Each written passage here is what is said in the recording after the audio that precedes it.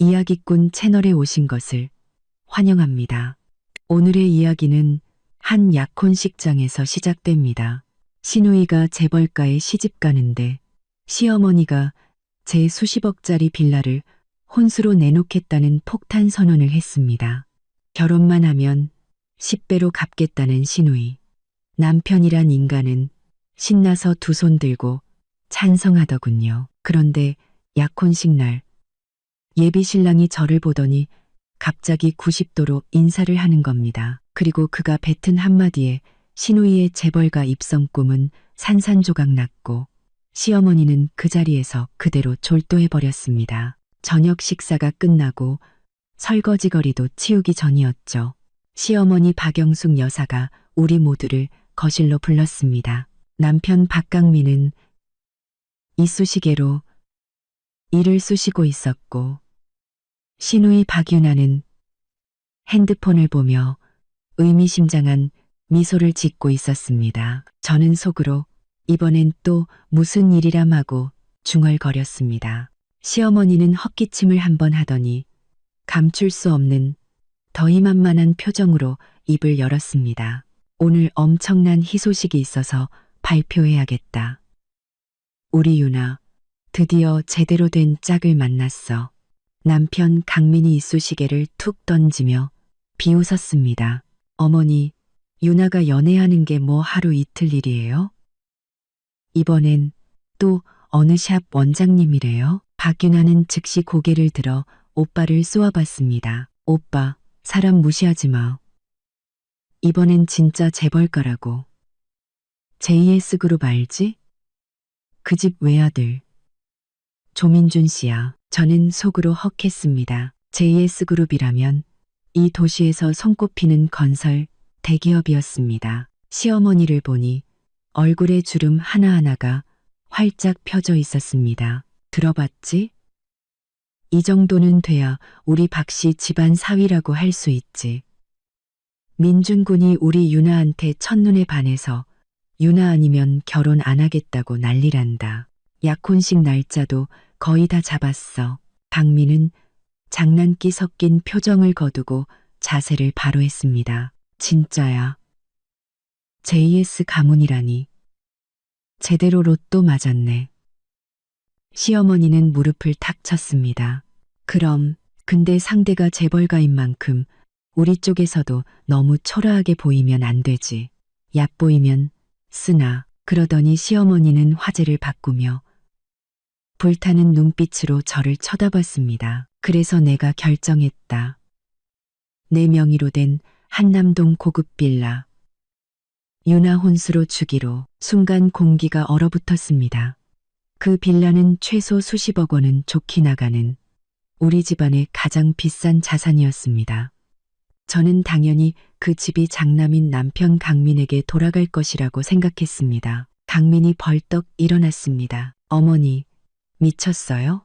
그 빌라를. 그의 말이 채 끝나기도 전에 박유나가 소리치며 일어나 시어머니의 팔에 매달렸습니다. 목소리가 꿀처럼 달콤했습니다. 엄마, 나한테 너무 잘해주는 거 아니야? 걱정 마. 이 빌라는 내가 엄마한테 빌리는 셈 칠게.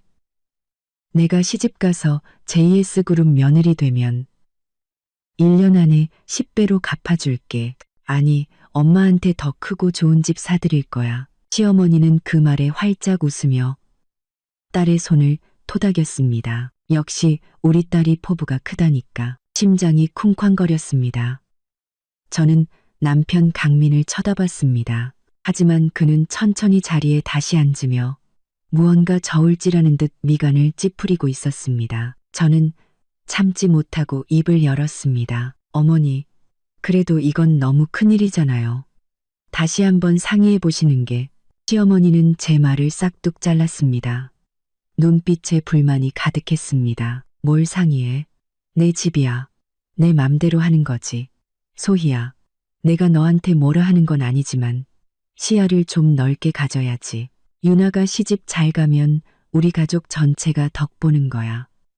안 그러니 강민아? 모든 사람의 시선이 남편에게 쏠렸습니다. 저는 그가 공정한 말을 해주길 바라며 뚫어져라 쳐다봤습니다. 그는 심호흡을 한 번 하더니 천천히 두 손을 들어 올렸습니다. 어머니, 좋은 생각 같아요.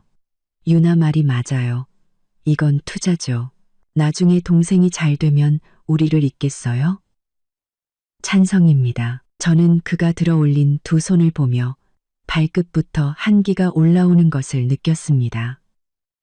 제 귀를 의심했습니다. 박윤아는 의기양양하게 저를 힐끗 쳐다봤고 시어머니는 만족스럽게 고개를 끄덕였습니다. 좋아. 그럼 그렇게 정했다. 내일 당장 사람 불러서 빌라 깨끗하게 정리해서 유나 신혼집으로 만들어야지. 시어머니는 박윤아의 손을 잡고 사돈댁이 수십억짜리 혼수를 보고 놀랄 표정을 상상하며 즐거워했습니다. 저는 마치 이방인처럼 그 자리에 앉아 있었습니다. 머릿속이 윙윙 울렸습니다. 이 빌라는 단순한 혼수 그 이상일 거라는 생각, 그리고 남편의 그 찬성하는 두 손이 시어머니의 결정보다 더 제 마음을 차갑게 만들었습니다. 바로 그때 박윤아의 핸드폰이 울렸습니다. 그녀는 애교 섞인 목소리로 전화를 받으며 달콤하게 민준 오빠라고 불렀습니다. 그러고는 소화기를 맞고 우리에게 속삭였습니다. 엄마, 오빠, 새언니, 민준 오빠가 내일 정식으로 인사드리러 집에 온대요. 시어머니는 그 말을 듣고 흥분해서 거의 뛰어오를 뻔했습니다. 연신 좋다, 좋아를 외치며 저에게 내일 아침 일찍 집안 전체를 먼지 한 톨 없이 대청소하라고 지시했습니다. 다음 날 해가 뜨기도 전에 시어머니는 저를 침대에서 깨웠습니다. 주소희, 아직도 자고 있니? 오후에 민준군이 오는데 집 안팎으로 청소해야 할 거 아니야. 눈치가 그렇게 없어? 저는 옥신거리는 관자놀이를 누르며 일어났습니다. 옆에서 코를 골며 자고 있는 남편 강민을 보니 어젯밤의 그 한기가 다시금 스며들었습니다. 가시코를 골며 자고 있는 남편 강민을 보니 저는 말없이 청소를 시작했습니다. 바닥을 닦고 창문을 닦고 거실 가구를 수십 번은 옮겼다 놓았다 했습니다. 시어머니는 감독관처럼 팔짱을 끼고 제 뒤를 어슬렁거리며 여긴 덜 닦였다. 저긴 먼지가 있다며 잔소리를 해댔습니다. 박윤아는 해가 중천에 뜰 때까지 자다가 새로 산 실크 잠옷을 입고 소파에 앉아 저에게 이래라 저래라 지시했습니다. 새언니, 그 화병 삐뚤어졌잖아. 왼쪽으로 좀 더. 아이고, 조심 좀 해. 그거 우리 엄마 보물인데. 점심이 다 되어서야 남편 강민이 어슬렁거리며 일어났습니다. 제가 바쁘게 움직이는 것을 보고도 하품만 한 번 할 뿐이었습니다. 대충 해, 대충. 그쪽 사람들이 무슨 대저택을 못 받겠어. 우리 집 좀 지저분하다고 흠잡겠어. 시어머니는 즉시 그를 쏘아봤습니다. 넌 뭘 안다고 그래. 이건 태도의 문제야, 태도. 저는 속으로 분을 사기며 TV 장식장을 닦았습니다. 장식장 맨 아래 칸에는 낡은 앨범 한 권이 꽂혀 있었습니다. 모서리가 다 달아 하얗게 변해 있었죠. 저는 홀린 듯이 앨범을 꺼내 아무렇게나 펼쳐봤습니다. 대부분 남편과 시누이의 어릴 적 사진과 시어머니의 젊은 시절 사진들이었습니다. 중간쯤 펼쳤을 때 제 손이 멈췄습니다. 흑백 단체 사진 한 장. 사진 속의 시어머니 박영숙은 아주 젊었고 지금 봐도 세련된 원피스를 입고 꽃처럼 환하게 웃고 있었습니다. 그녀는 한 남자의 팔짱을 끼고 있었는데 그 남자는 쫙 빼입은 양복 차림의 풍채가 남달랐습니다. 저는 한 번도 본 적 없는 남자였습니다. 돌아가신 시아버지도 아니었죠. 사진의 배경은 공원 같았고 두 사람은 무척 다정해 보였습니다. 저는 속으로 덜컥했습니다. 어젯밤 시어머니가 전 재산을 내놓아서라도 딸을 시집 보내려던 그 조급함이 떠올랐습니다. 어렴풋한 생각이 스쳐 지나갔지만 깊이 생각할 틈도 없이 등 뒤에서 시어머니의 날카로운 목소리가 들려왔습니다. 너 지금 뭘 멋대로 뒤지고 있어. 그게 네가 함부로 만질 물건이야? 시어머니는 앨범을 획 낚아채 품에 꼭 껴안았습니다. 눈빛에 당황한 기색이 스쳤지만 이내 분노로 바뀌었습니다. 바닥은 다 닦았어? 창문은 사람 얼굴 비칠 만큼 반짝거려? 딴짓할 시간이 있나 보네. 오후 3시 초인종이 정확하게 울렸습니다. 시어머니는 소파에서 용수철처럼 튀어 올랐습니다. 얼굴에는 제가 한 번도 본 적 없는 열정적인 미소가 가득했습니다. 그녀는 강민을 한 번 툭 치고는 새로 산 고운 한복 옷고름을 급히 매만졌습니다. 박윤아는 마치 꽃나비처럼 현관으로 달려나갔습니다. 문이 열리고 조민준 씨가 서 있었습니다. 몸에 꼭 맞는 짙은색 정장을 입은 그는 키가 크고 외모가 훤칠했으며 얼굴에는 적당히 예의 바른 미소를 띠고 있었습니다. 그의 손에는 한눈에 봐도 값비싸 보이는 선물 상자들이 들려 있었습니다. 어머님, 형님, 안녕하세요.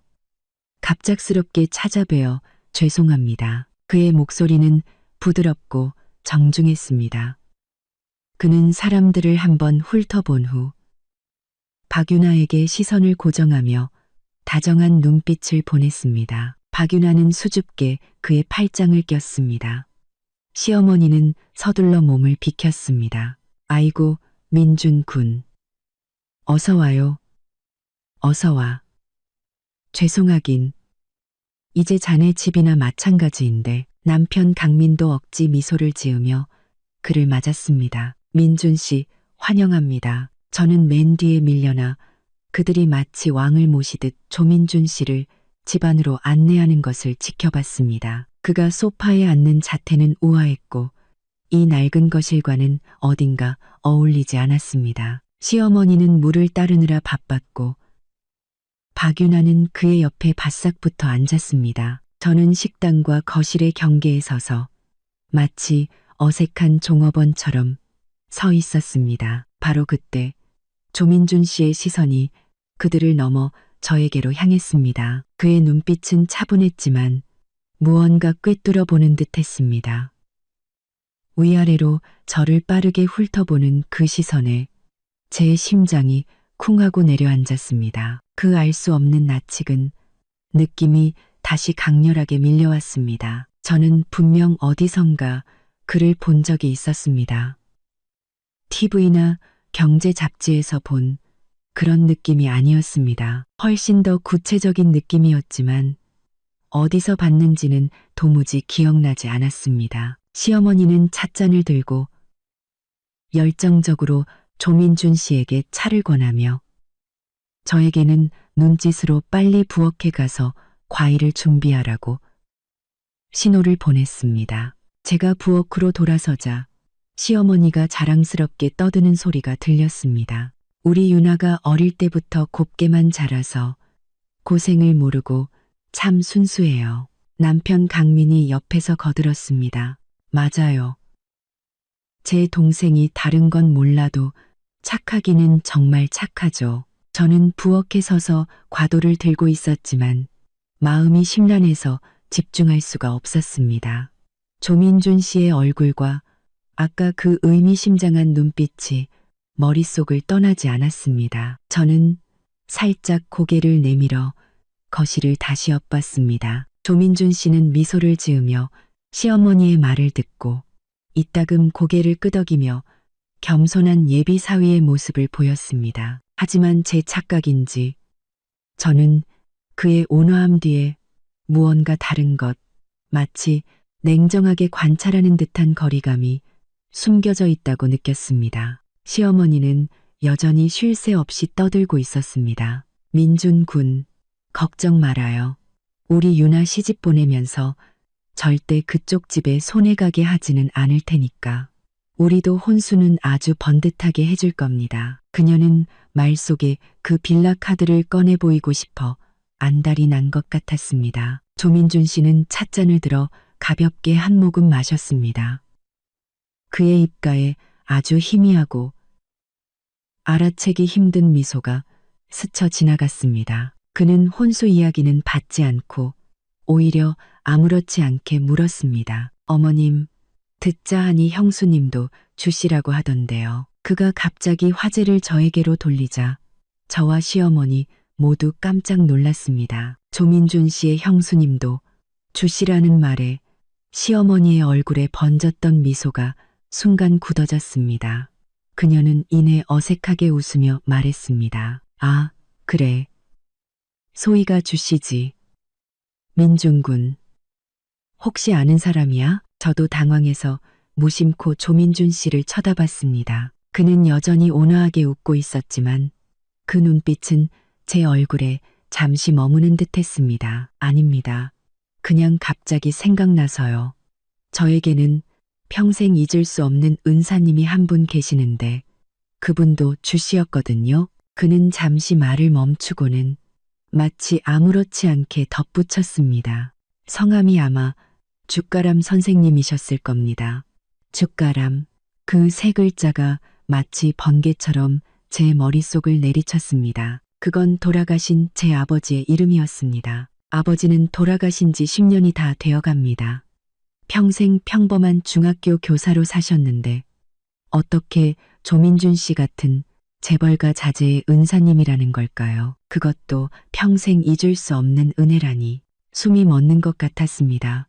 손바닥에 순식간에 땀이 찼습니다. 저는 입을 벌려 그에게 묻고 싶었지만 목에 무언가 걸린 것처럼 소리가 나오지 않았습니다. 저는 그의 얼굴에서 실마리를 찾으려는 듯 뚫어져라 쳐다봤습니다. 시어머니는 옆에서 안도의 한숨을 내쉬더니 이내 경멸하는 투로 말했습니다. 아이고, 그건 분명 동명이인이겠지. 소희 아버지는 그냥 가난한 교사였어. 평생 내세울 만한 것도 없이 살았는데 어떻게 민준군의 은사님하고 비교를 하겠어. 그녀는 손을 내저으며 서둘러 화제를 돌렸습니다. 자자, 그 얘기는 그만하고 민준군, 과일 좀 들게. 유나야, 어서 민준군한테 사과 하나 깎아드려. 박유나는 즉시 살갑게 과도와 사과를 집어들었습니다. 민준 오빠, 제가 깎아드릴게요. 저 사과 껍질 안 끊어지게 잘 깎아요.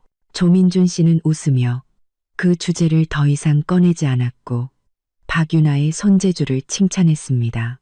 하지만 그가 저를 보던 눈빛과 주가람이라는 이름을 꺼낼 때의 말투는 절대 그냥 지나가는 말이 아니었습니다. 거기에는 무언가 확인하려는 듯한 의도가 담겨 있었습니다. 그 후로 저는 내내 멍한 상태였습니다. 시어머니와 박유나는 조민준 씨를 둘러싸고 집안의 성의와 박유나의 장점을 보여주려고 애썼습니다. 남편 강민도 옆에서 웃으며 동생을 칭찬하는 말을 거들었습니다. 오직 저만이 구석에 앉은 나무토막처럼 머릿속으로 죽가람이라는 세 글자와 조민준 씨의 알 수 없는 얼굴을 되새기고 있었습니다. 그들이 무슨 이야기를 나눴는지 저는 한마디도 듣지 못했습니다. 조민준 씨가 자리에서 일어나 작별 인사를 할 때가 되어서야 저는 정신을 차렸습니다. 그는 문 앞에서 정중하게 인사했습니다. 어머님, 형님, 이만 가보겠습니다. 오늘 정말 감사했습니다. 그의 시선이 다시 한번 사람들을 넘어 저에게로 향했습니다.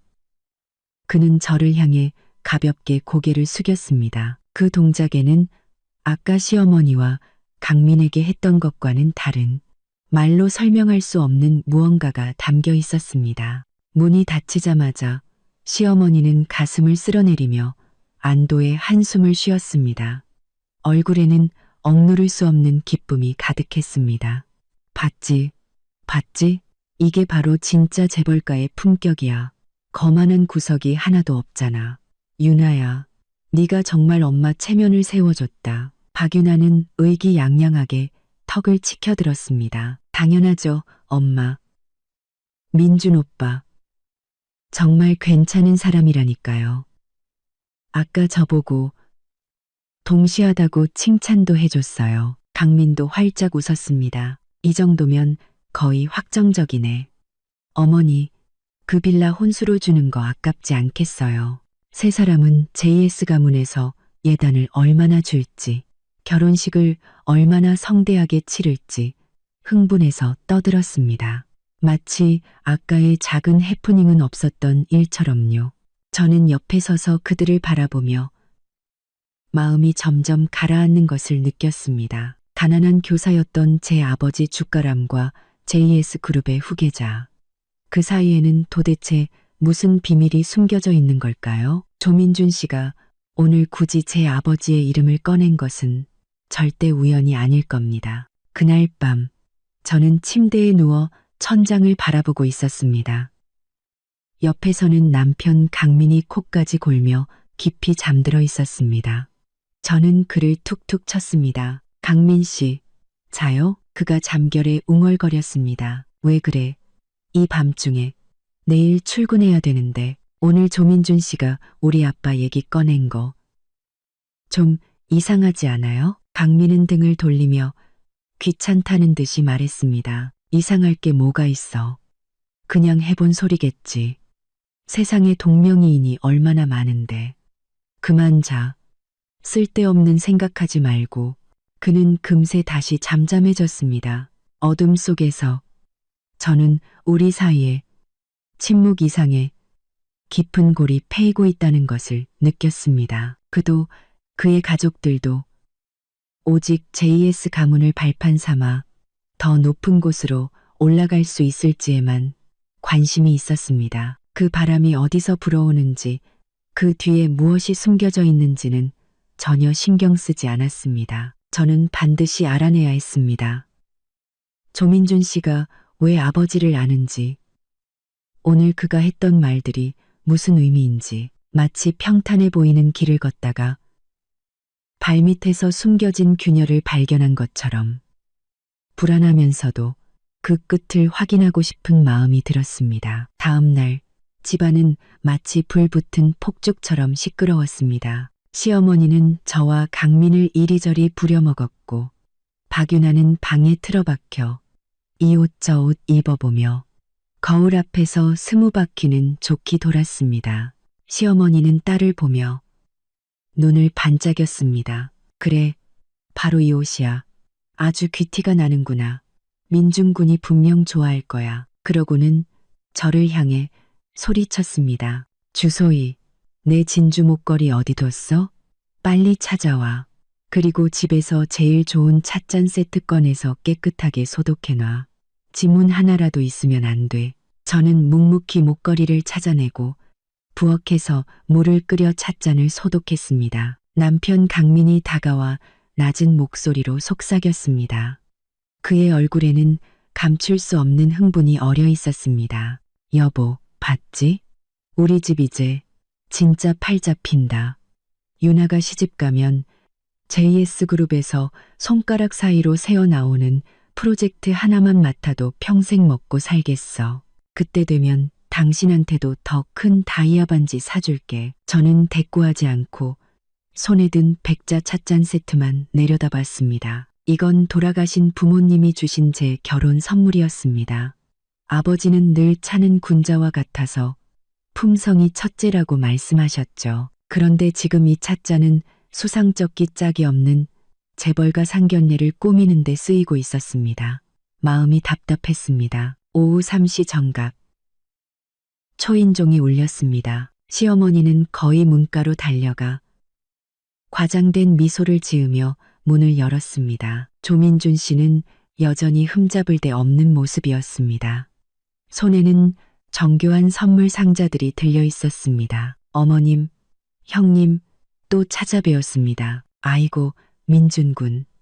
오기만 해도 반가운데 뭘 또 이런 걸 사왔어. 너무 서운하게. 시어머니는 꾸짖는 척하며 그를 안으로 들였습니다. 조민준 씨는 거실로 들어와 제게 시선을 고정하고는 아주 미세하게 고개를 끄덕였습니다. 박윤아가 꽃곤쥐처럼 나타나 애교 섞인 목소리로 민준 오빠라고 불렀습니다. 조민준 씨는 그녀에게 시선을 돌리며 에르메스 실크 스카프가 든 상자를 건넸습니다. 유나 씨, 오늘 정말 아름답네요.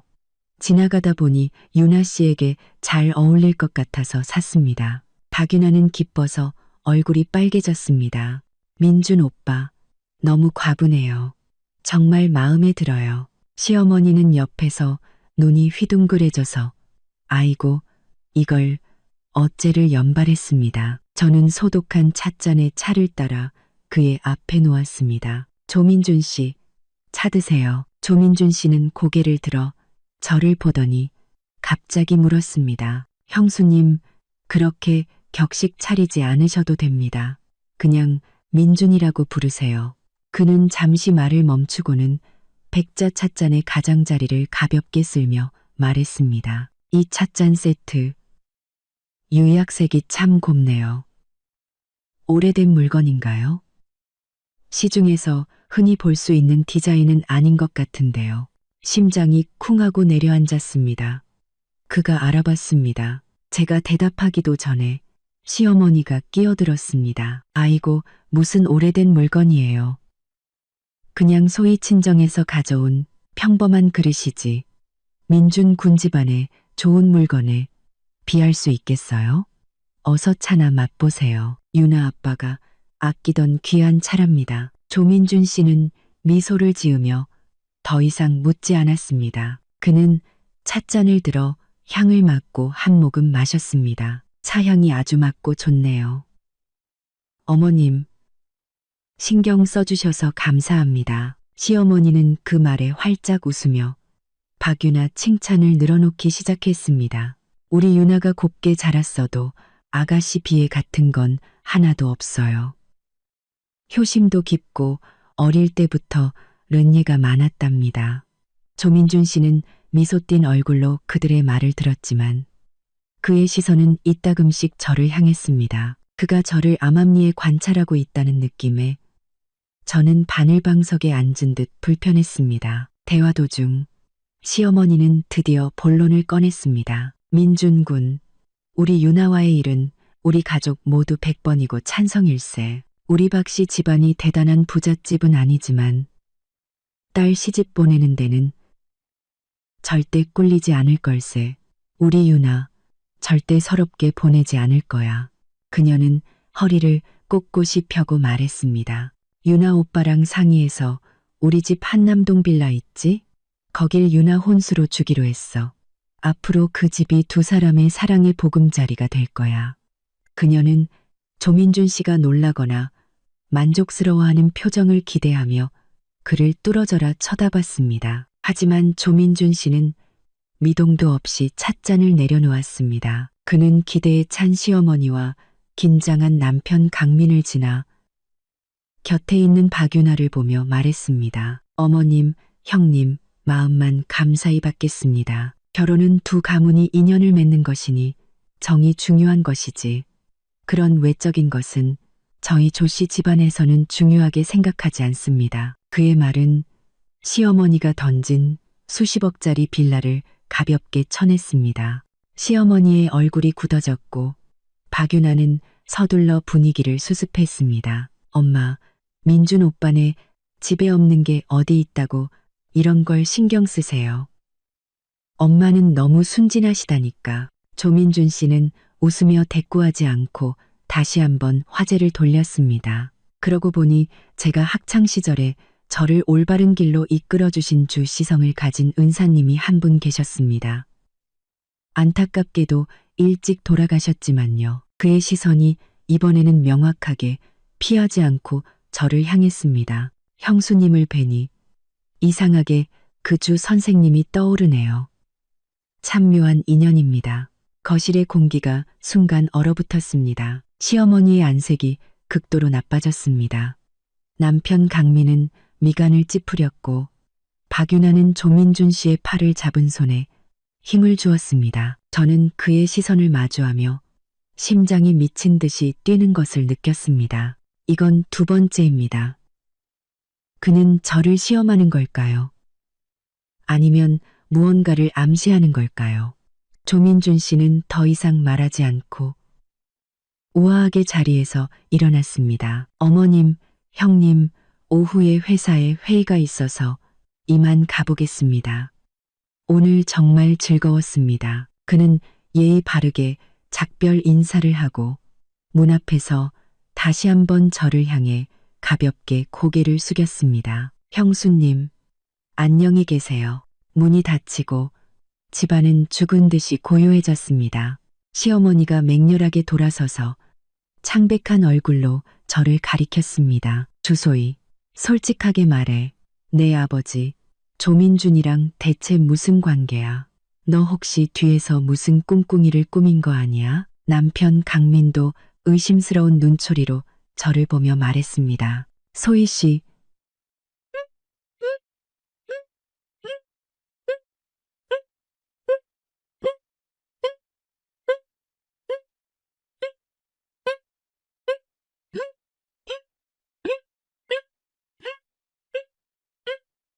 소희 씨, 이게 어떻게 된 일이야? 저는 그들의 의심과 분노, 그리고 당황스러움이 뒤섞인 얼굴을 보며 오히려 차분해지는 것을 느꼈습니다. 저도 몰라요. 아버지는 조씨 집안 사람을 안다고 한 번도 말씀하신 적 없어요. 아버지는 그냥 가난한 교사라 그 사람 은사님이 될 자격도 없다고 하셨잖아요. 제 말에 시어머니는 얼굴이 불그락 푸르락해졌습니다. 박윤아가 발을 구르며 소리쳤습니다. 엄마, 오빠. 지금 그게 중요해? 분명 민준 오빠가 착각한 걸 거야. 괜히 저 여자 말에 휘둘리지 마. 지금 제일 중요한 건 내 약혼식이라고. 약혼식. 저는 고개를 숙여 눈띠에 감정을 숨겼습니다. 조민준 씨의 오늘 행동은 분명 의도가 있었습니다. 모두가 주목하는 이 약혼식은 그들이 상상하는 것처럼 순조롭게 흘러가지 않을 것 같았습니다. 그리고 그들이 무시하고 심지어 경멸했던 주씨 집안의 딸인 제가 어쩌면 이 모든 미스터리를 푸는 열쇠가 될지도 모릅니다. 조민준 씨가 돌아간 후 집안 분위기는 끊어질 듯 팽팽했습니다. 시어머니 박영숙은 저를 잡아먹을 듯이 쏘아보며 소리쳤습니다. 주소희, 오늘 똑똑히 말해. 그 죽은 애비가 언제 조씨 집안의 연주를 댔던 거야? 너 다 알고 있었으면서 우리 웃음거리 되는 거 구경하려고 입 다물고 있었던 거지? 남편 강민도 의심과 짜증이 뒤섞인 눈으로 저를 다그쳤습니다. 소희 씨, 이건 너무 이상하잖아. 장인어른이 정말 조민준한테 그렇게 큰 은혜를 베풀었다면 왜 우리 집이 그렇게 힘들게 살았겠어? 장모님 아프셨을 때 장인어른은 좋은 약 하나 제대로 못 사드렸잖아. 저는 그들을 보며 마음속 한기가 온몸으로 퍼져나가는 것을 느꼈습니다. 저는 정말 몰라요. 아버지는 한 번도 그런 말씀을 하신 적이 없어요. 아버지가 돌아가셨을 때 조민준 씨는 아마 고등학생이었을 텐데 무슨 은혜식이나요. 덩본조르 피로 강도로 가셨을 때 조민준 씨는 아마 고등학생이었을 텐데 거짓말, 아직도 거짓말이야. 시어머니는 분을 이기지 못하고 제 코앞에 손가락질을 하며 소리쳤습니다. 분명 네가 조민준한테 귓속말로 무슨 이간질을 한 게 틀림없어. 우리 유나 잘 되는 꼴을 못 보는 거지. 박윤아는 분노로 일그러진 얼굴로 제 앞에 달려들었습니다. 주소희, 내 경사 망치기만 해봐. 만약 민준 오빠가 너희 집 그까지 뛸 때문에 마음 바꾸면 나 너랑 끝장이야. 저는 그들을, 이 가족을 바라봤습니다. 그들은 진실에는 관심이 없었습니다. 오직 조민준 씨의 태도와 손에 잡힐 듯했던 재벌가의 꾸미져라는 변수 때문에 깨질까봐 전전긍긍할 뿐이었습니다. 저는 심호흡을 하며 말했습니다. 제가 꾸민 일이라고 생각하신다면 그렇게 생각하세요. 어차피 제가 무슨 말을 해도 믿지 않으실 테니까요. 저는 그 말을 남기고 부엌으로 들어가 그들의 분노와 의심을 문 밖으로 밀어냈습니다. 싱크대에 놓인 아버지가 남겨주신 백자 찻잔을 보며 마음이 시큰거렸습니다. 아버지, 이게 대체 어떻게 된 일이에요? 그 후 며칠간 집안 분위기는 기묘할 정도로 살벌했습니다. 시어머니와 박윤아는 여전히 약혼식을 위해 호텔을 예약하고 청첩장을 보내며 바쁘게 움직였지만 저를 볼 때마다 마치 시한폭탄을 대하듯 경계했습니다. 남편 강민도 저를 본체만체했습니다. 저는 이 집에서 투명인간처럼 맴돌았습니다. 하지만 저는 이대로 가만히 있을 수 없었습니다. 어느 날 오후 시어머니와 박윤아가 드레스를 보러 나간 틈을 타 저는 시어머니 방으로 몰래 들어갔습니다. 그 낡은 앨범은 옷장 맨 위 이불 밑에 숨겨져 있었습니다. 저는 다시 한번 그 흑백 사진을 봤습니다. 젊은 시절의 시어머니와 그 풍채 좋은 남자.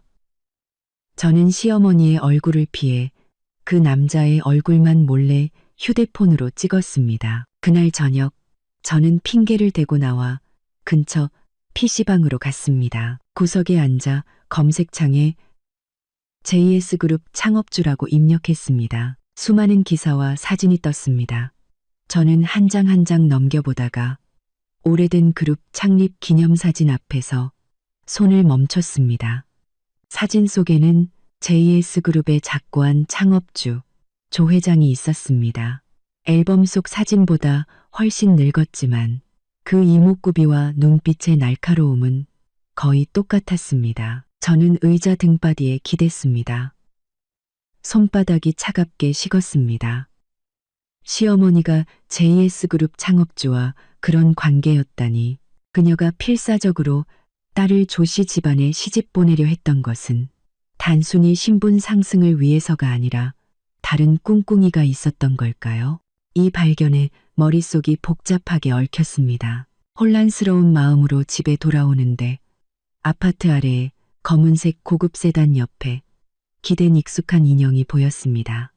조민준 씨였습니다. 그가 저를 보고 다가왔습니다. 형수님, 산책 중이십니까? 저는 걸음을 멈추고 경계하며 그를 봤습니다. 조민준 씨, 무슨 일이시죠? 그는 제 질문에 답하는 대신 낮은 목소리로 물었습니다. 죽가람 선생님께서 돌아가시기 전에 혹시 남기신 물건이 있습니까? 예를 들면 낡은 노트나 도장 같은 것 말입니다. 심장이 쿵하고 내려앉았습니다. 그가 어떻게 알았을까요? 아버지는 돌아가시기 전에 깊은 남색의 딱딱한 표지 노트를 남기셨습니다. 그리고 아버지 이름이 새겨진 작은 도장도 늘 소중히 간직하셨죠. 그 두 물건은 제 유품 상자에 고이 보관되어 있어 남편 강민조차 모르는 것이었습니다. 제 반응을 본 조민준 씨의 입꼬리가 아주 살짝 올라갔다 사라졌습니다. 역시 있으시군요. 형수님, 어떤 물건들은 가지고 있는 것만으로도 화근이 될 수 있습니다. 특히 오래된 원한과 얽혀 있을 때는요. 그는 잠시 말을 멈추고 우리 집 창문을 힐끗 쳐다봤습니다. 약혼식은 다음 주 토요일, 신라호텔입니다. 그때 형수님을 뵐 수 있기를 바랍니다. 그는 그 말만 남기고 검은색 차를 타고 어둠 속으로 사라졌습니다. 저는 그 자리에 서서 밤바람에 온몸이 차가워지는 것을 느꼈습니다. 오래된 원한, 화근, 그는 저에게 경고하는 걸까요?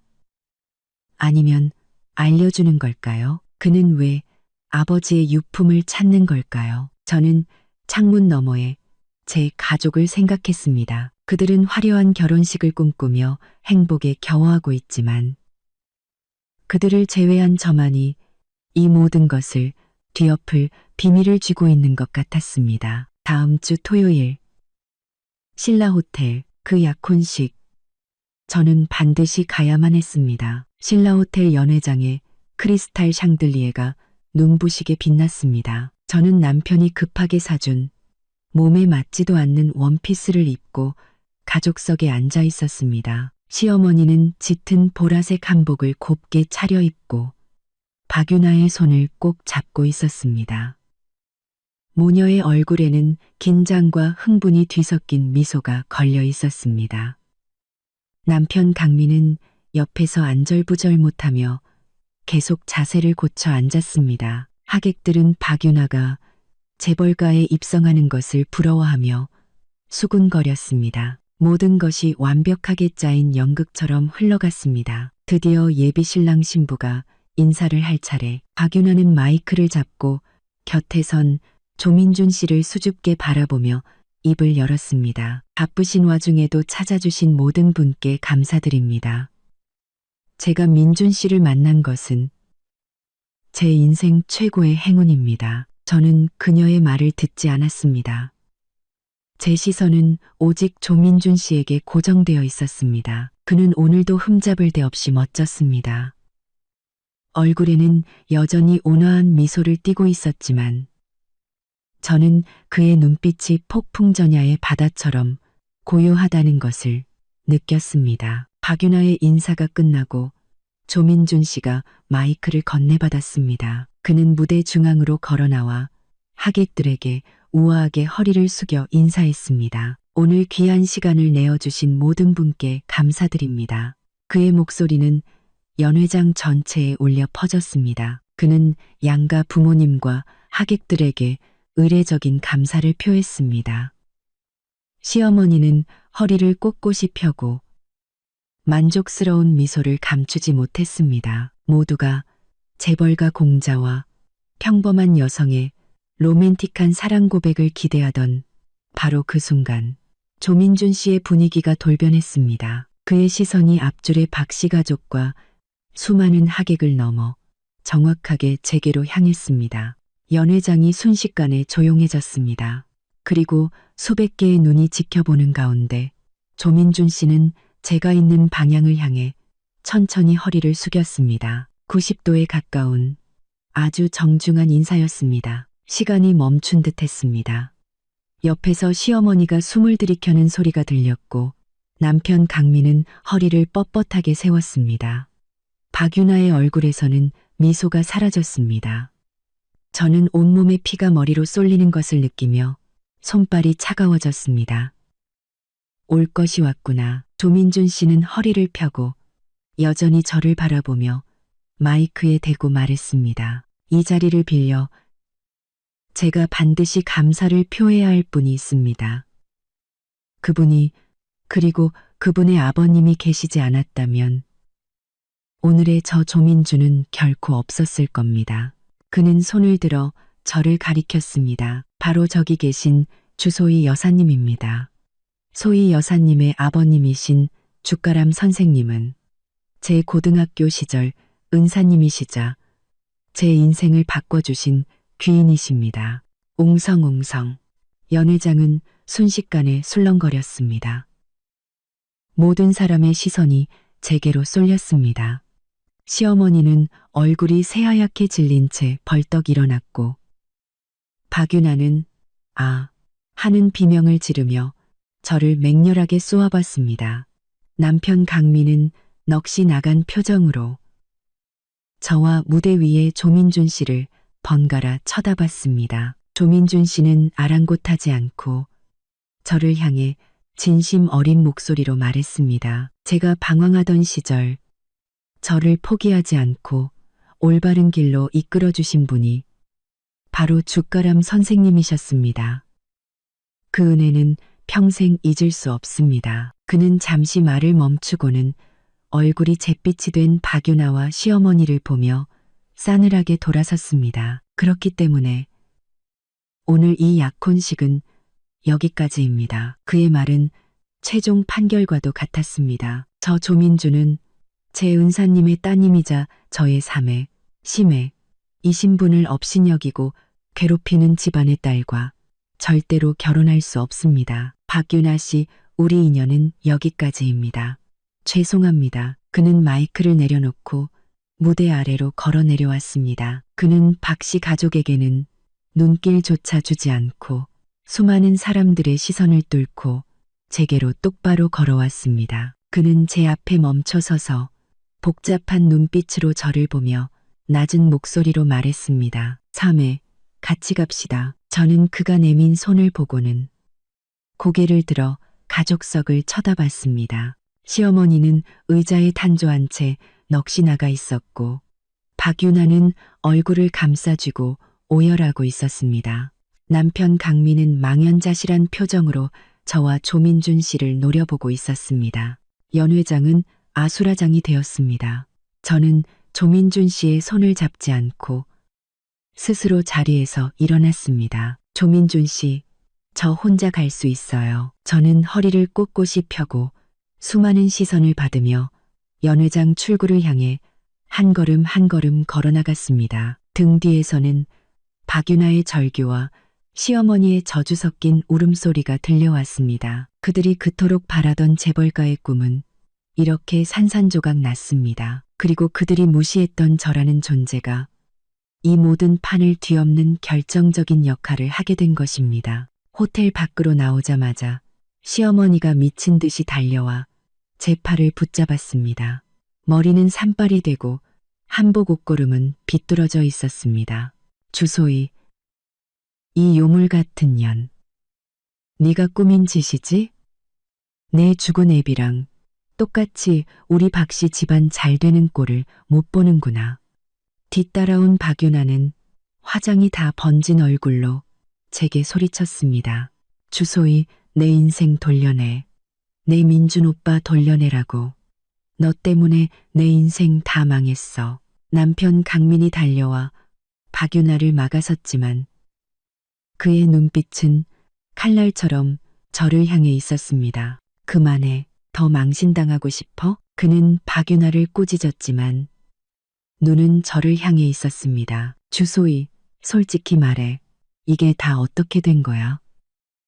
조민준 말이 사실이야. 저는 그들의 일그러진 얼굴을 보며 마음속 마지막 온기마저 사라지는 것을 느꼈습니다. 저는 시어머니의 손을 뿌리쳤습니다. 다 들으셨잖아요. 조민준 씨 말이 그렇게 이해하기 어려웠나요? 그놈이 헛소리하는 거야. 시어머니는 제 얼굴에 침을 튀기며 소리쳤습니다. 내 그 가난뱅이 아비가 어떻게 조민준 같은 학생을 가르쳐. 네가 무슨 더러운 수작을 부려서 조민준을 꼬드긴 게 틀림없어. 우리한테 복수하려고. 저는 남편 강민을 바라봤습니다. 이 결혼 생활에 마지막 희망을 걸고 물었습니다. 강민 씨, 당신도 그렇게 생각해요? 강민은 제 시선을 피하며 머리를 쥐어뜯었습니다. 나는 그런 거 몰라. 이제 다 끝났어.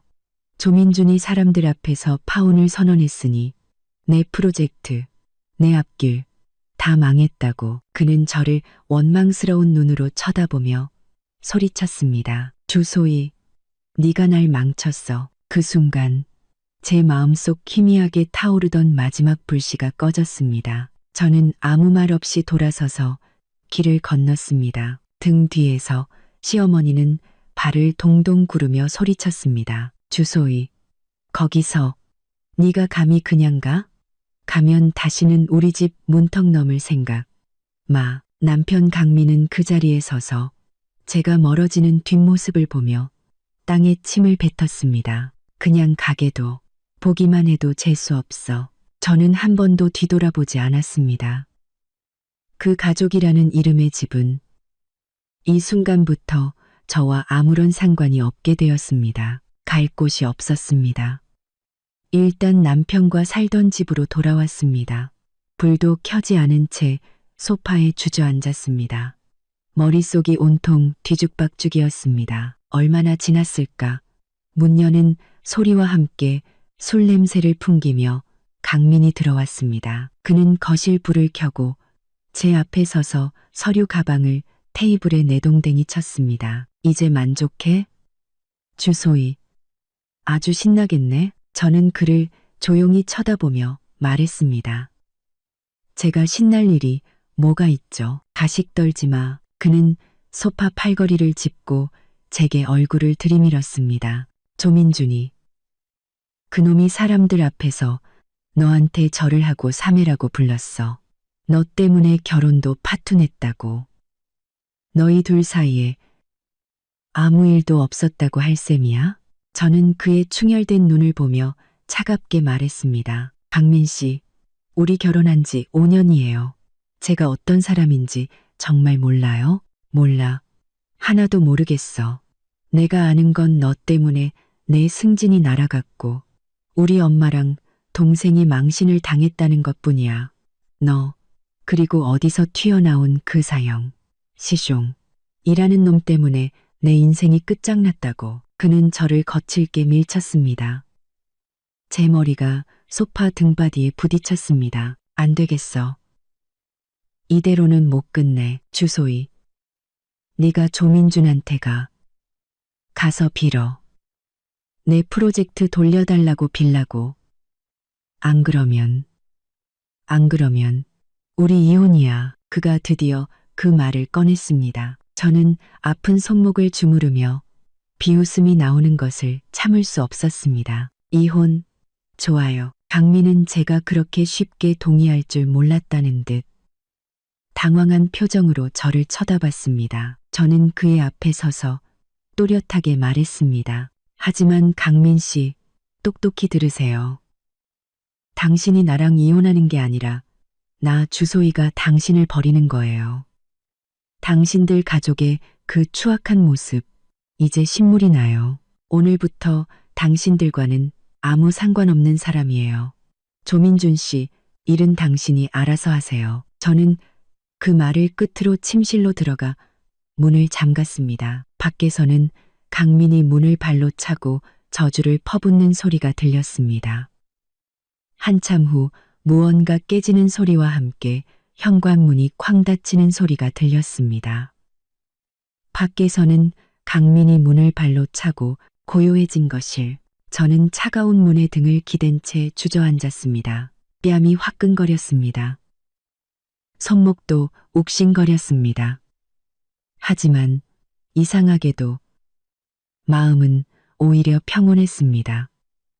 가족이라는 이름의 위선적인 껍데기가 드디어 오늘 밤 완전히 부서져 내렸습니다. 저는 일어나 어질러진 거실을 지나 침실로 들어갔습니다. 그리고 옷장 깊숙한 곳에 있던 낡은 여행 가방을 꺼냈습니다. 저는 제 옷들을 하나하나 꺼내 가방에 담기 시작했습니다. 그러고는 서재 구석에 쌓여 있던 아버지의 유품이 담긴 상자를 꺼냈습니다. 상자 안에는 낡은 남색 노트와 작은 나무 상자가 있었습니다. 노트를 펼치자 아버지의 힘있는 글씨가 보였습니다. 대부분 수업 자료였지만 학생들에 대한 기록도 있었습니다. 대부분 수업 자료였지만 노트 끝부분에서 저는 멈칫했습니다. 오늘 고3 7반 조민준, 고3 2반 이민규와 면담. 두 아이 모두 총명하나 마음이 정해지지 않아 유혹에 흔들리기 쉽다. 특히 조구는 가정 환경이 복잡하여 병고가 생길까 우려되니 각별히 신경 써서 바른 길로 이끌어야 한다. 조민준. 아버지는 정말 그를 가르치셨고 그의 상황을 특별히 기록해 두셨던 겁니다. 가정 환경이 복잡하다는 건 무슨 뜻일까요? 저는 작은 나무 상자를 열었습니다. 그 안에는 주가라민이라고 새겨진 도장이 있었습니다. 자세히 보니 도장 옆면에 그루나 얕은 흠집이나 있었습니다. 조민준 씨가 노트와 도장을 특별히 물었던 이유가 단지 아버지의 가르침을 확인하기 위해서였을까요? 아닐 겁니다. 저는 노트와 도장을 소중히 챙겼습니다. 그리고 휴대폰을 꺼내 그동안 혹시 몰라 녹음해 두었던 가족과의 다툼 음성 파일들을 확인했습니다. 시어머니가 빌라를 혼수로 주겠다고 소리치는 부분, 박윤아가 10배로 갚겠다고 호언장담하는 부분, 그리고 방금 전 강민이 폭언을 하며 저를 밀치는 부분까지 모두 선명하게 녹음되어 있었습니다. 이것들은 모두 증거가 될 겁니다. 저는 밤새도록 이혼 소송에 필요한 증거들을 정리했습니다. 날이 밝아올 무렵 저는 시내에서 가장 평판 좋은 법무법인에 상담 예약을 했습니다. 전화를 끊고 저는 여행 가방을 끌고 그 집을 나섰습니다. 더 큰 폭풍우가 몰려올 것을 알고 있었습니다. 하지만 이번에는 더 이상 당하고만 있지는 않을 겁니다. 저는 시내의 한 비즈니스 호텔에 임시거처를 마련했습니다. 회사에는 급성 위장염으로 사흘간 병가를 냈습니다. 그리고 오후 2시 정성 법무법인의 상담실에서 김민지 변호사를 만났습니다. 그녀는 40대쯤 되어 보이는 아주 똑 부러져 보이는 여성이었습니다. 저는 심호흡을 하고 시어머니의 빌라 이야기부터 약혼식 파투, 그리고 어젯밤 강민의 폭행까지 모든 것을 털어놓았습니다. 그러면서 휴대폰에 저장된 녹음 파일, 사진들, 그리고 아버지 노트에 적힌 조민준 씨 관련 기록까지 모두 보여주었습니다. 김 변호사는 제 이야기를 꼼꼼히 듣고 증거들을 세심하게 살핀 후 입을 열었습니다. 주소희 씨, 상황은 대략 파악했습니다. 우선 남편 박강민 씨의 어젯밤 행동은 명백한 가정폭력에 해당합니다. 상해 사진과 녹음 파일은 유효한 증거가 될 수 있습니다. 그녀는 잠시 말을 이었습니다. 재산 분할이 핵심이자 난관이 되겠군요. 시어머니 명의의 빌라는 원칙적으로는 시어머니의 개인 재산이라 소희 씨가 권리를 주장하기 어렵습니다. 제 마음이 살짝 가라앉았습니다. 하지만 김 변호사가 말을 이었습니다. 방법이 없는 것은 아닙니다.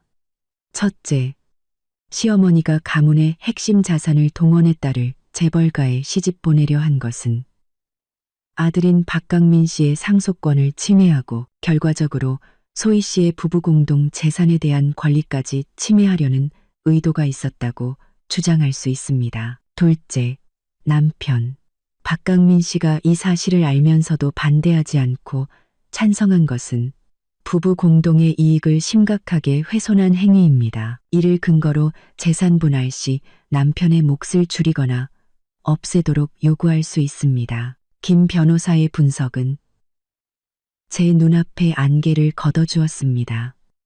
물론 더 확실한 증거가 필요합니다.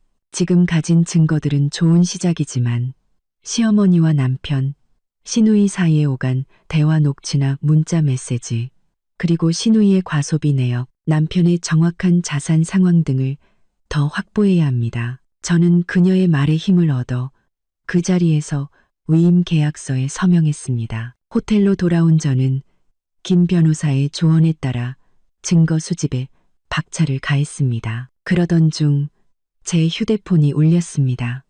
모르는 번호였습니다. 받아보니 울음 섞인 분노에 찬 목소리의 박윤아였습니다. 주소희, 이 악독한 년.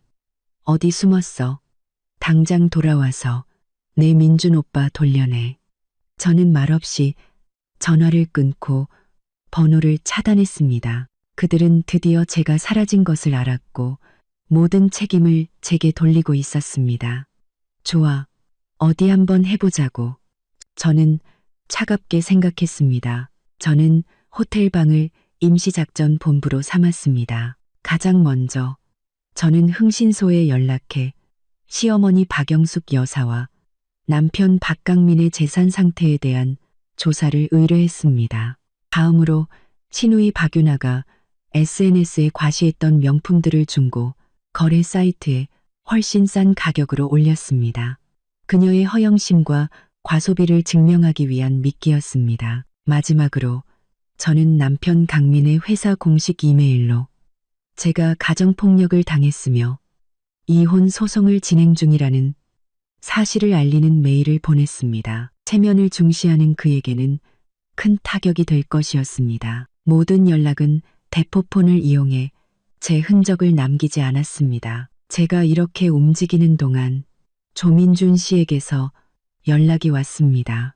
그는 저를 한적한 찻집으로 불렀습니다. 그는 저를 보자마자 약혼식 일로 저를 곤란하게 만든 것에 대해 사과했습니다. 그리고는 충격적인 사실을 털어놓았습니다. 사실 형수님 시어머니이신 박영숙 여사님은 제 아버지의 젊은 시절 연인이었습니다.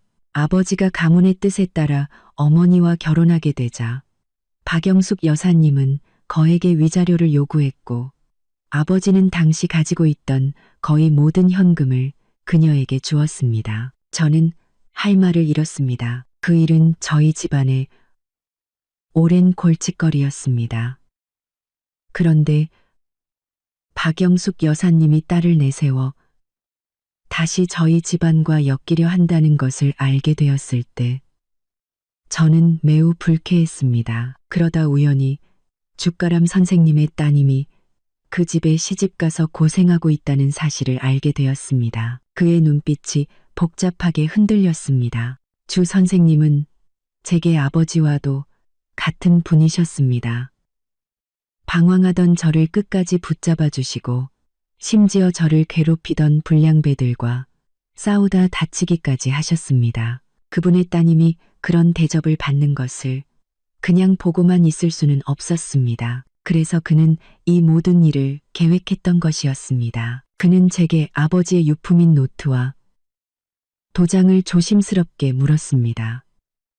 그 도장에 난 흠집이 아버지가 자신을 위해 싸우다 다친 그날의 증거라고 했습니다. 모든 퍼즐이 맞춰지는 순간이었습니다. 저는 그에게서 돌아오는 길에 제가 의뢰했던 흥신소로부터 이메일을 받았습니다. 그 안에는 놀라운 정보가 담겨 있었습니다. 시어머니 박영숙 명의로 된 또 다른 아파트, 그리고 남편 박강민의 주식 계좌로 흘러들어간 출처불명의 거액의 자금. 그들은 제 뒤에서 이렇게 많은 재산을 숨기고 있었던 겁니다. 저는 그 즉시 모든 자료를 김민지 변호사에게 보냈습니다. 상황은 급박하게 돌아갔습니다. 김 변호사는 신속하게 법원에 재산 보전 신청을 했고 법원은 이를 받아들여 박 씨 집안의 모든 주요 자산을 동결시켰습니다. 그날 밤 제 휴대폰은 불이 났습니다.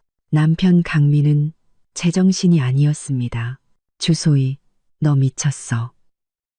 내 계좌를 막아. 당장 소송 취하하고 재산 동결 풀어. 안 그러면. 시어머니는 전화기 너머로 절규했습니다. 이 천벌받을 년. 우리 집안을 다 죽이려고 작정했구나.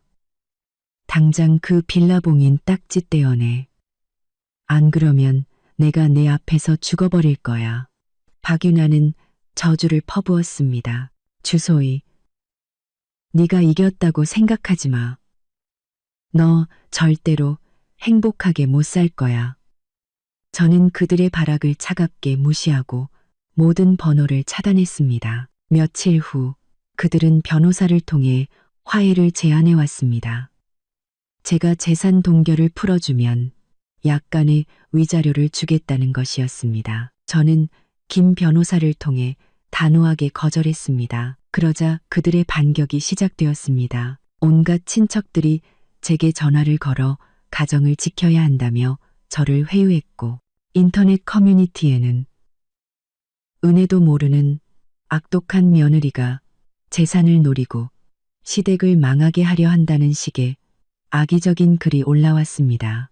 심지어는 제 호텔 앞으로 술 취한 척하는 남자를 보내 저를 위협하기까지 했습니다. 다행히 조민준 씨가 붙여준 경호원 덕분에 위기를 모면할 수 있었습니다. 그들의 수법은 점점 더 비열해졌지만 저는 흔들리지 않았습니다.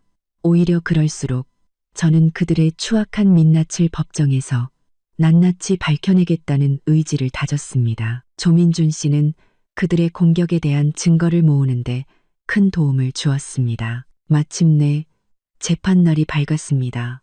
법정은 싸늘했습니다. 저는 김 변호사의 조언대로 단정한 흰색 정장을 입고 원고석에 앉았습니다. 피고석에는 시어머니, 강민, 그리고 박윤아가 그들의 변호사와 함께 앉아 있었습니다.